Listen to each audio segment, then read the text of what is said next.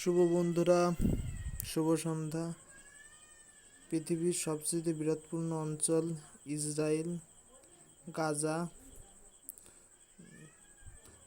Jordan, Syria, এই যে অঞ্চলটা এখানে ইসরায়েল যেটা করেছে, ইসরায়েল গাজার এই যে অঞ্চলটা ঘিরে আছে, এই অঞ্চলে তাদের নিজস্ব বলে দাবি করছে।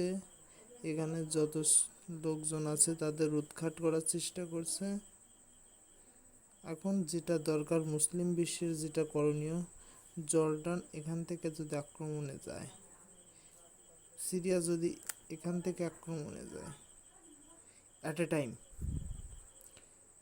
এ টাইম সৌদি যদি আসে অ্যাট এ টাইম যদি আক্রমণে যায় ইসরায়েলের দিকে সবাই, তাহলে মনে হয় যুদ্ধ জয়লাভ।